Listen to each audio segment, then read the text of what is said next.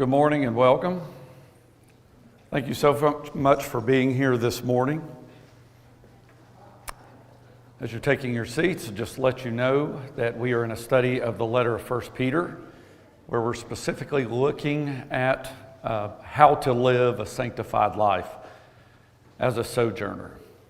I think that implication means that Christians live in a hostile world. And so this morning we're in lesson 9. We just have a couple of lessons left before the completion of this study. And we're here at the bottom in this last acrostic chain of our theme, security. And that's where we're going to be this morning, which is in 1 Peter chapter 5. And we'll be looking at verses 1 through 11 this morning. And so before we jump right into this, because we're going to move at a rather quick pace this morning, we'll work through our little goal that we have with our reading assignment. I'll just let you know, as I've been able to compile last week, thankfully for Renee and Bob, they really pushed us over the top. So we broke 500, and we're not even finished yet.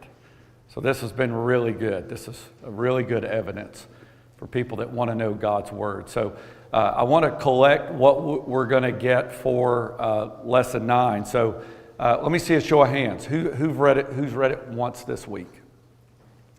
1, 2, 3. Okay. Who's read it twice?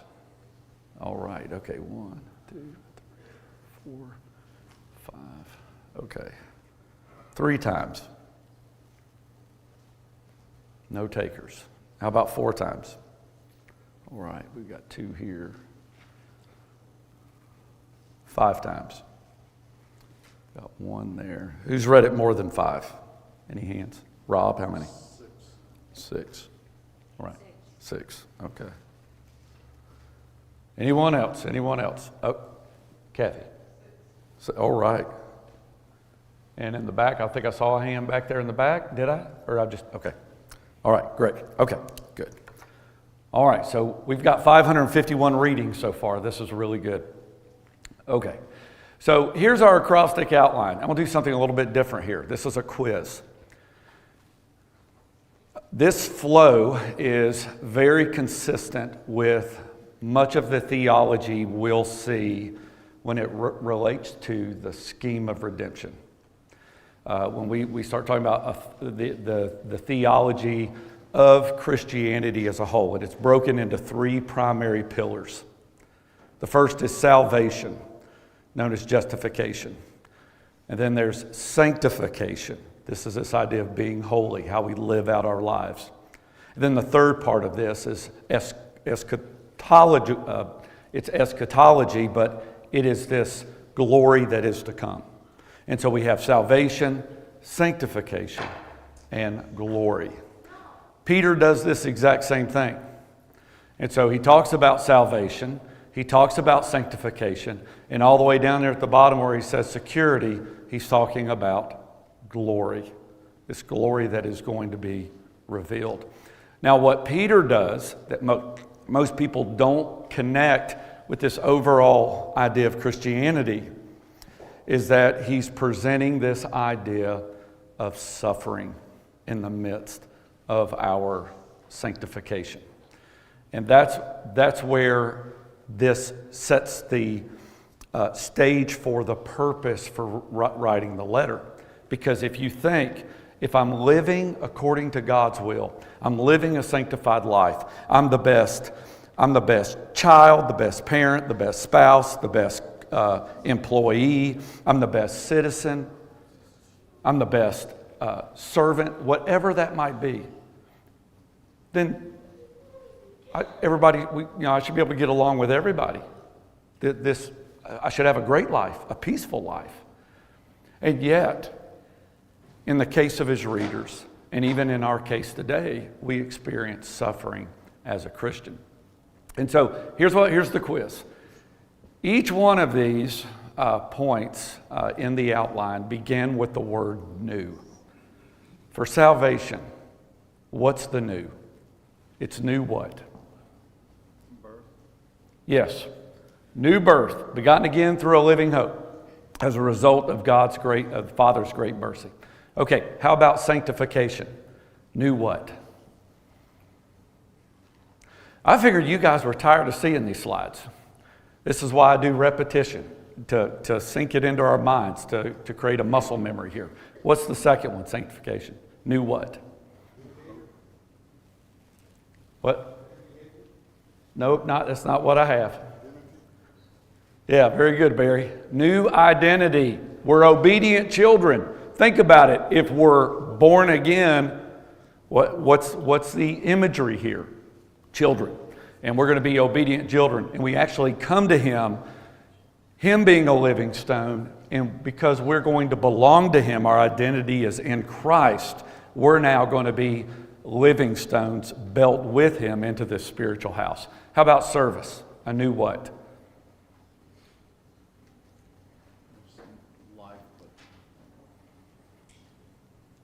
New what? Somebody say something? Yes, very good. New posture. That's right. So my service is the way that I live. It's the way that I present myself. And my posture is one of showing honor. Think about posture. You go to the chiropractor and he goes, "You got terrible posture." He goes, "We got to straighten you up." That's posture. And when I am in my holy service as this priest, my posture is one of submission, showing honor. And so when I'm before people, I'm in a position of humility.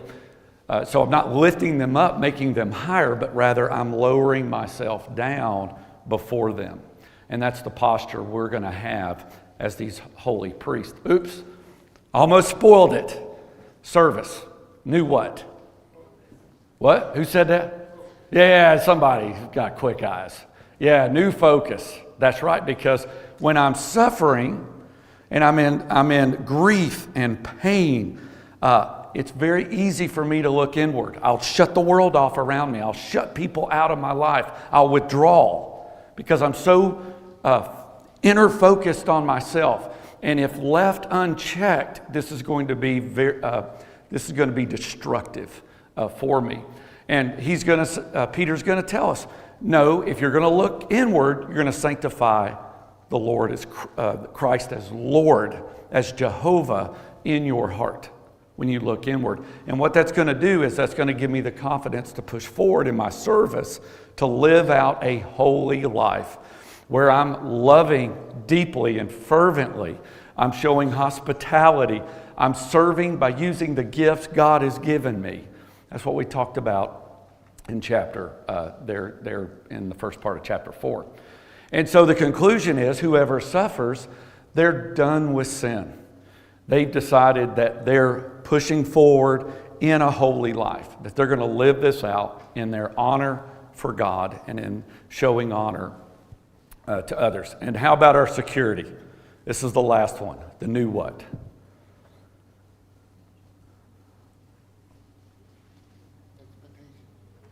What's that? Yes, thanks, Barry. Boy, you're doing good today, Barry. New expectation. And so Peter wants us to be confident in our relationship in Christ. He wants us to be confident that my failures, my suffering, these things are not what defines me. It's not that when I fail God that somehow I'm falling out of fellowship with Him. I'm falling out of grace. No, you're a child. You have been born. You've been begotten again. And so even if I have a real child that makes a mistake and spills the milk, I don't throw him out. I don't throw him out of the house.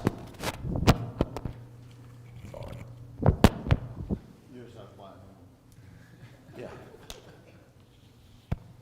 And so I show mercy. Right. When they spill their milk or they wreck the car. Or your daughter shows up and teenage daughter tells you she's pregnant. What do you do with those things? There's a new expectation that I can approach that parent because I have this blessing that I'm in this covenant relationship with a parent who has spent everything for me. And that's not easily lost. That's not easily forsaken because of what has been invested in me as that child. And we're children of God. And God used the most precious thing to purchase us. And so this should encourage us with this new expectation. So if you remember last week, we talked about there's a certainty in our expectation. This is something you can count on. You can take it to the bank. And he talked about the certainty of our purpose in the way that we are to live out our lives as these sojourners, as these exiles, in the way that we fervently love, the way that we eagerly serve. All of these things affect the way that we live out. So we have this certainty of purpose, and it's clear and it's concise for us. But he also talked about the certainty of judgment. And that certainty of judgment is on the wicked. But there's a judgment on the righteous. Not the judgment that we think that somehow God is judging both the righteous and the wicked together. This judgment actually comes from the wicked. This is a judgment in suffering. And so Christians will suffer while living in this life. And that becomes a certainty that it's simply going to happen. Suffering is going to be there to those that are done with sin. And so this morning we're going to look at this certainty of glory. And this is just the one point in these 11 verses, because glory is mentioned 3 times in the text. And the first one is this: Peter is a witness of the sufferings of Christ and a fellow elder,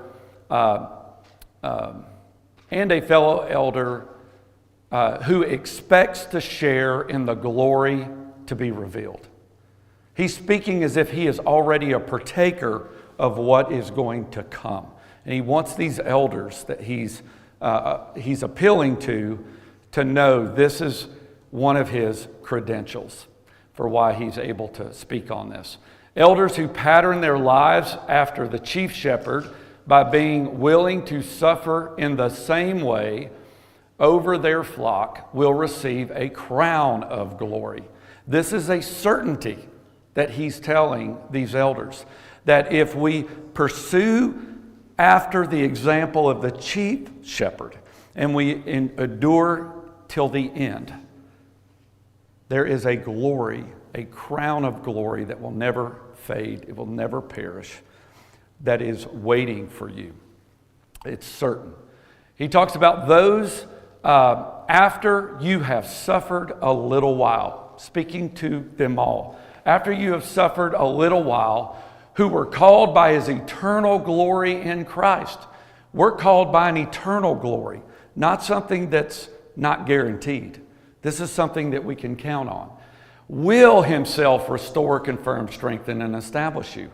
This is a promise of God that he's going to carry out. This is something that is certain to the believer, that we can put our confidence in the face of what might be uncertainty. Now, this isn't new to the letter. He's mentioned this all the way back at the very beginning in chapter 1, when he talks about our salvation, our inheritance is kept in heaven for you, and that through faith are shielded by God's power until the coming of the salvation that is ready to be revealed in the last time.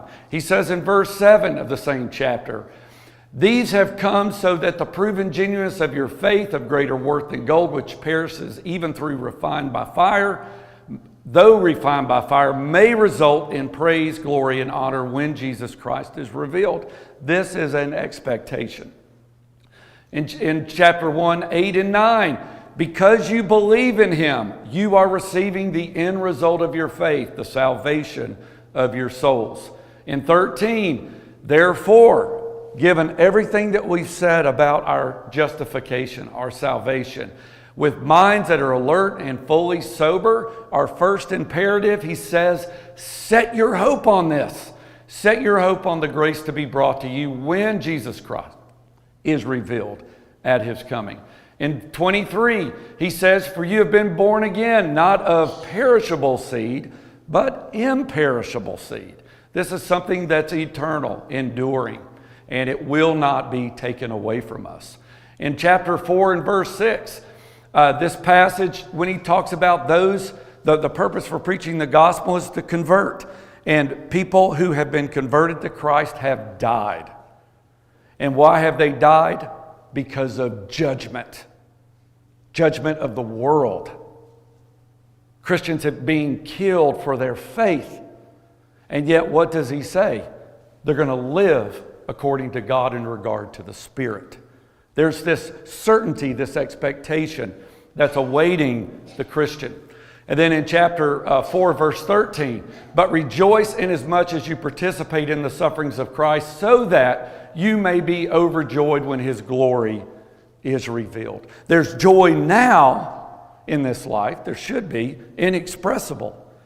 But when the glory is revealed, we're going to be overjoyed, above the inexpressible joy that we can experience now. Now, I want to say this so that we don't misunderstand the point.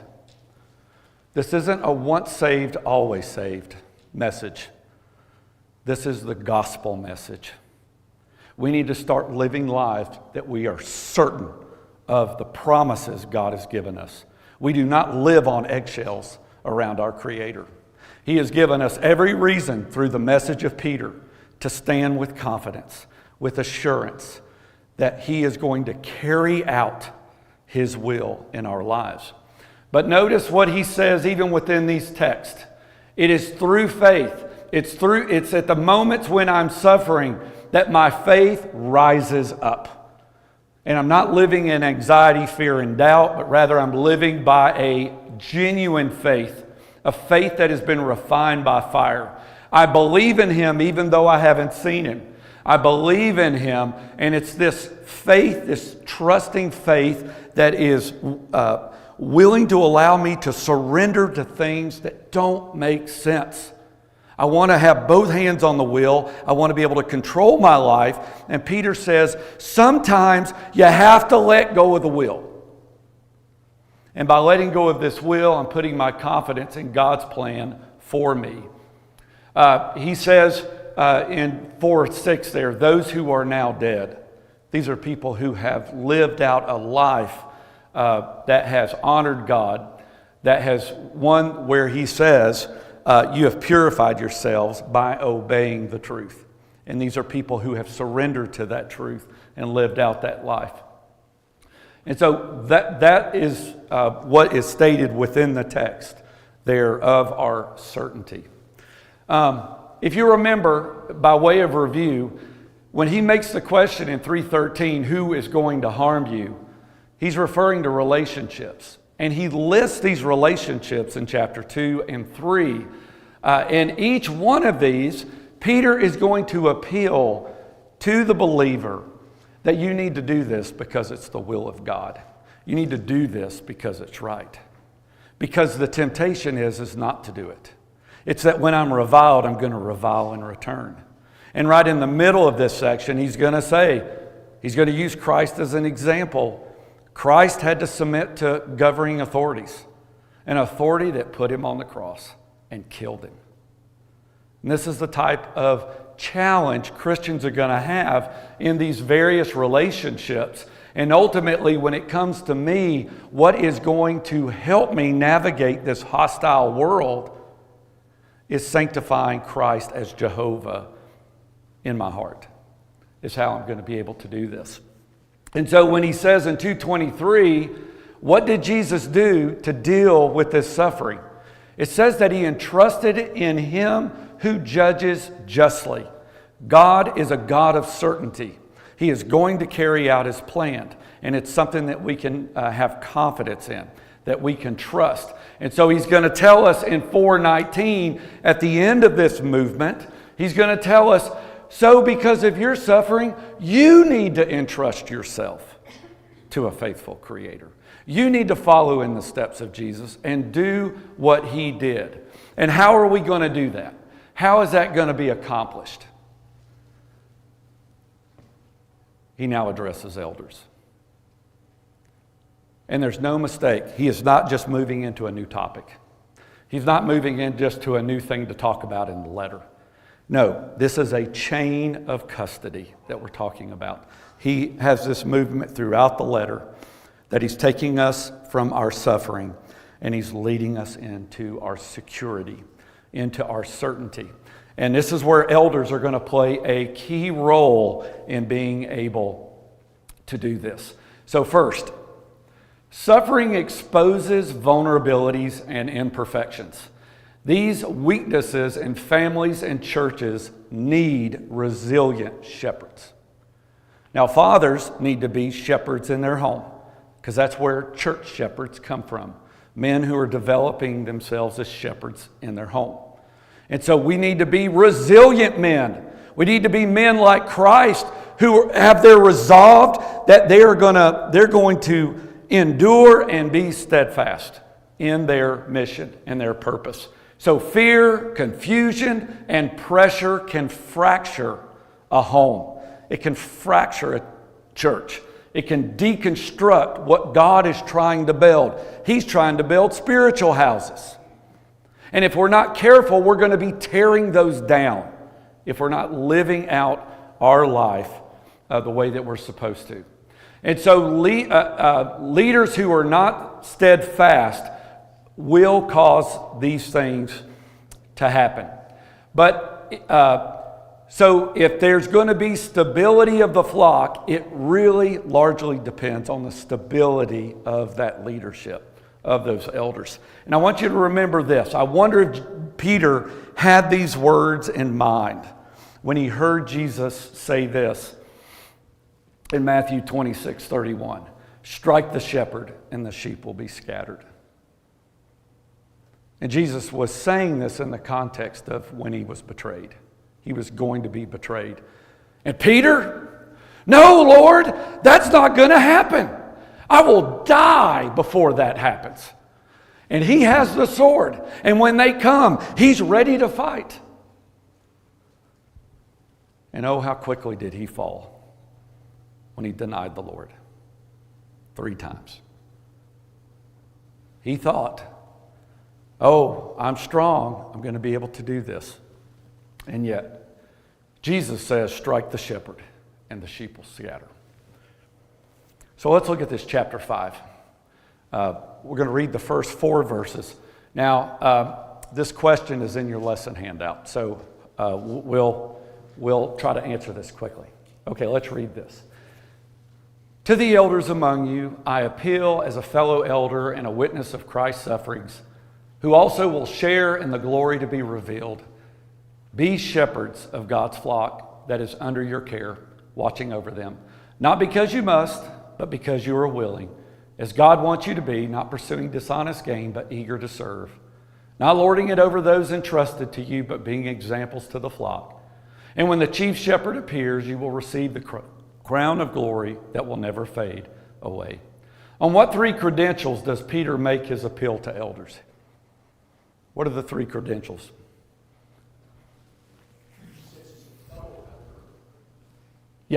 Yep, fellow elder. Yep, witness of Christ's sufferings. What else? What's that? No, that's not yet. That's what he's going to appeal them to do. This is Peter's qualifications for why he could speak on this topic. What's the 3rd one there? Yeah. That's part of his credential. He's going to share in the glory to be revealed as a fellow elder, as a one who has witnessed Christ's sufferings. Okay, how do these credentials make him uniquely qualified to address elders? That might be in your lesson. What'd y'all put down there? What's that? Yeah, well, that's what he's going to say about the elders. I'm talking about Peter. It was probably an analysis question. These are one of these thought-provoking questions. Well, he's saying, I'm one of you. I'm one of you. So it makes him qualified because he is one of them. Okay. Yeah, very good, very good. And he should also understand what a shepherd should be. He walked with the one true Yeah. shepherd. And so he's one of them, but he's also got this direct connection to the chief shepherd himself. Yeah, that's right. That's right. Very good. No, for me, it goes back to the second one, a witness of Christ's suffering, because he saw the things that he went through, and Christ being the true shepherd, he knows how to lead. Yep. Oh, well, very good, very good. Y'all did great. Yeah, so personal experience. His eyewitness, the eyewitness of the chief shepherd. He not only heard it, but he saw him live it out in the person of the chief shepherd. And the fact that he is standing firm in his faith himself. He becomes a testimony. And as royal priest in this priesthood, he's called us to be, we're to stand as a testimony by the way that we show our faith.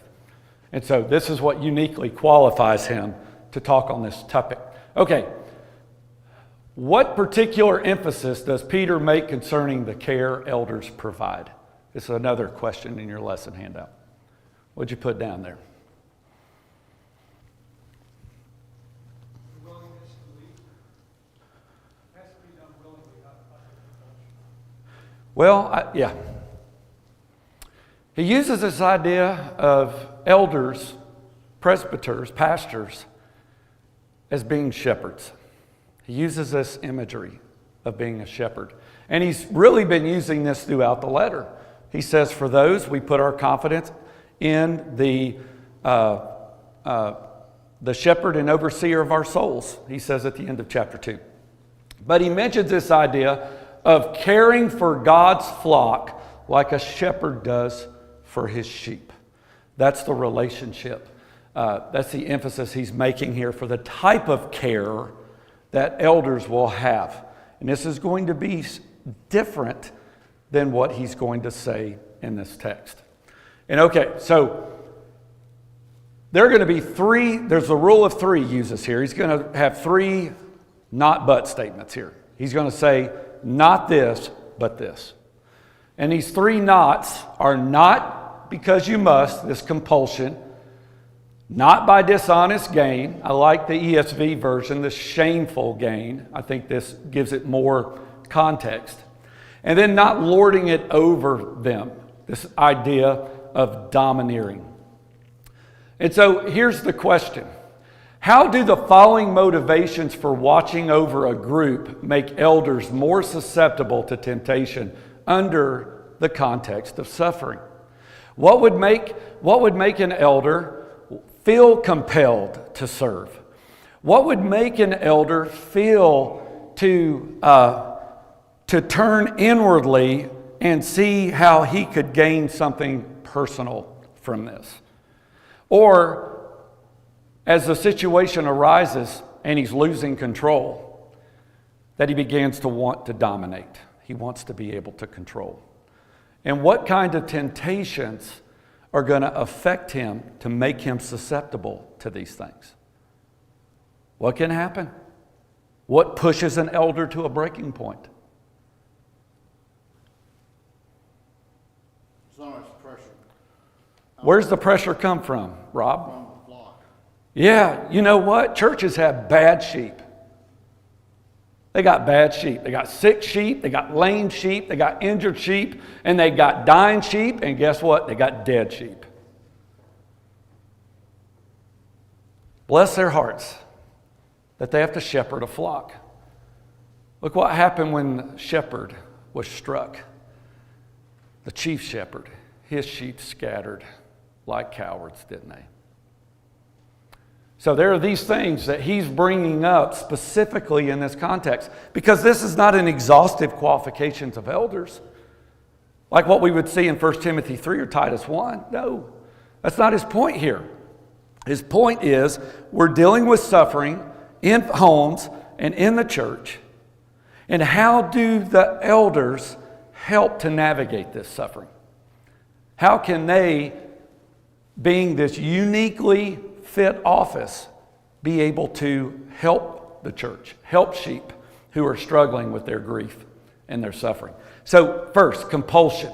This idea, it's almost like I'm being persecuted to do this. I'm being pushed is the type of idea that's used in this word. When hardship and suffering hits, leadership becomes costly.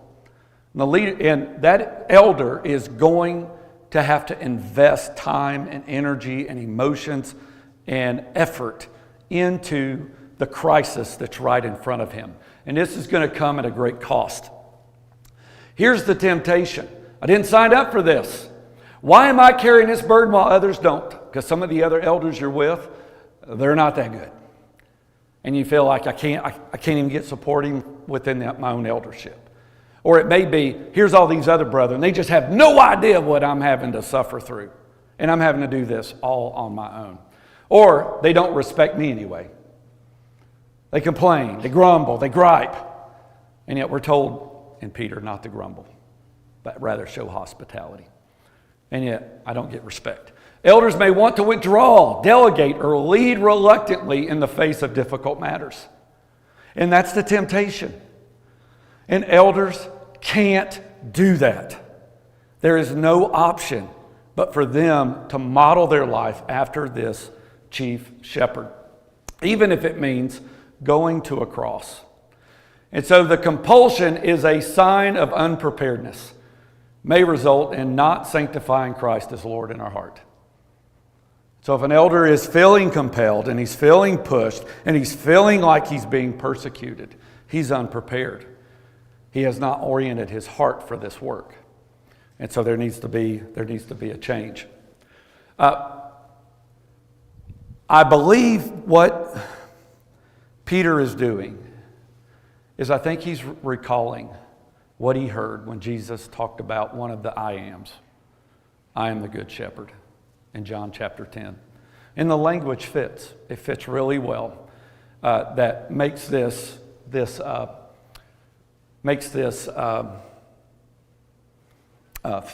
in the way that he uses this language. So in chapter 10, Jesus says, the good shepherd lays down his life for the sheep. I lay it down on my own accord. I don't feel pushed into this. I'm not compelled into this. I want to do this. And this changes the context, doesn't it? Because when an elder goes into a situation willing to suffer, he's not looking at himself anymore. He's looking at you. He's all in. He's looking at you and saying, we're going to get through this together. You are my main responsibility. You're my main goal. That's the kind of elder I want. I want that kind of person that when I come to them, they're not going to dismiss me. They're going to take me seriously. And they're going to say, we're going to walk together in this. And we're going to achieve the result or the outcome that we desire in this. Because I'm a shepherd. And I'm going to lead you as a sheep. This exemplifies the highest form of willing leadership, free from coercion or hesitation, marked by firm determination. And it takes an elder with pure grit. The grit that Jesus had when he was resolved to go to the cross, no matter what. Look at the second one, shameful gain. Not pursuing dishonest gain, but eager to serve. Such gain is to sit in a posture above others. This is the opposite of honor. This is what shame looks like. Seeks honor for himself while shaming others, ignoring their spiritual needs. If an elder is in it for status, notoriety, or influence, persecution can quickly strip those away, exposing his hypocrisy. And I'm sure some of you have some of those stories from other places. The temptation to use leadership for personal gain through manipulation and control is what can happen. When we see that things aren't going the direction that we want, the elder will grab the wheel tighter. He wants to be in control because it's actually the easiest thing to do. Letting go of the wheel and being willing to invest the effort and the energy in resolving the real underlying problem, which is going to cost him. That's the work that has to be done. And yet the temptation is to control the will. And it's like a parent, instead of explaining the child, explaining to the child why you want them to behave a certain way, we say, do it because I told you to. And that really doesn't help the child if the child has no context for why he must comply. So expecting others to perform tasks that one is unwilling to undertake personally or on behalf of others. And I've seen this type of attitude. Okay, how does the chief shepherd, how does the good shepherd in John 10 help us with this? Jesus says, in contrast to the hired hand does not own the sheep. When the wolf comes, the hired hand runs, for he cares nothing for the sheep. In contrast, Jesus says, I know my sheep. I lay down my life for my sheep. I own them, and I'm going to lay my life down for them. So this signifies Jesus took ownership. And that's where elders in their position, and when they're confronted with these challenges, they take ownership. Because this is a sheep of their flock. And they're not going to easily dismiss that sheep for what they're inquiring. This last one, domineering. So there's a fear of uncertainty over outcomes can lead to exert control, prioritizing emotions above objective facts. And this is where we use these emotions that we're supposed to restrain to enforce our will on others. In a crisis, this posture attempts to drive the group or individuals in a direction the elder wants to go, employing secular methods for compliance. And so we always often say, cattle are driven, sheep are led. And he does not call us cattle, but he calls us sheep. We are meant to be led, and we're led by example. The temptation is to tighten control when the flock resists, or a sheep were to resist. The using of shame, manipulation, passive aggression to coerce someone to align with their position. And there are some really good men who have been deceived into thinking that this is the type of action they need to take. Because whether corporate policy that they've learned in their profession or the schooling they've received from their university teaches some of these types of ideas, that this is how you persuade others. You manipulate and you control to get what you want. And that's not the model that the Bible presents. Peter's telling us there's something else, and that is the Good Shepherd. Jesus says, he calls his own sheep by name and leads them out. He goes on ahead of them, and his sheep follow him because they know his voice. Jesus paved the way for sanctification by leaving us an example of servant leadership to follow. He invests so much into those sheep. And for sheep to know his voice, they need to hear it. Elders that sit in the back room, or they're not transparent in the way that they present themselves, forfeit their voice. And what's a flock following? Are they following the voice of the shepherds? Or are they following their own voice? Or maybe a voice of another sheep, a bad one? And so elders, instead of being domineering when those crises arise, that they are constantly presenting themselves as leading sheep out, leading them in, because the sheep know his voice, because he's here communicating this voice so that the sheep can follow his leadership. And it's one of servant leadership. And so we're not going to finish this point, but let's look at this. He says when the chief shepherd appears, here's a key insight I want you to think about. Holiness in leadership does not mean being free from failure, because elders will make mistakes. They just will. We're human, and we're not the chief shepherd.